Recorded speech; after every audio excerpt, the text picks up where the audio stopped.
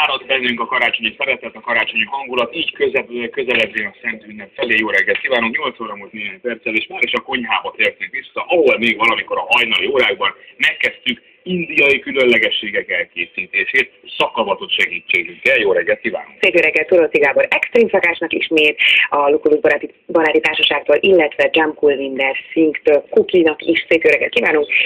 Hát mi készült, hogyan készült, Isten illata van. Ugye Delhosa John vacsora csatában készített munkájából és kreációjából indultál ki, hogyan gondoltuk tovább? Mit csináltál?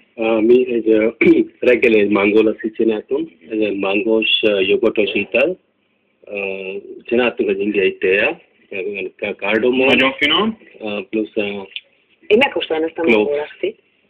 Van bele egy kis szegfűszeg, tehát ez egy kicsit megbolondítja, össze van főzve benne a cukor, a tej, az indiai teakeverék. És karácsonyra illik ez az ízkombináció. És akkor a főétel micsoda? A főétel van ilyen punjabi paratha, így hívja eredeti névre, ilyen töltött kenyér, ez a krumpli.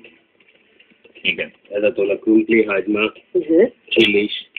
Lényegében ugyanaz az alapja, mint a Delhosa John csapátia, tehát csak ez egy töltött csapátia paratha. Meg van töltve. És itt van mindenféle finomság. Igen, ezt így nagyon jó kézzel, mert az indiaiak istenként tisztelik az ételt, tehát semmi mással nem illetik, csak a kezükkel az ilyen kenyereket. Finom? Nagyon finom. Nagyon szépen köszönjük! Még sok finomságot. Csirkekeri van, egy ilyen Maharaja csirkekeri, be sok fűszer van, chili, dzsumber, friss többet. Nagyon szépen köszönjük, itt voltatok ma reggel. Köszönjük szépen, köszönjük! És már itt is vannak következő vendégeink, Galambos Lajcs és Dombovári István. Szép jó reggelt kívánunk nektek, azt hiszem, itt kevésbé kellene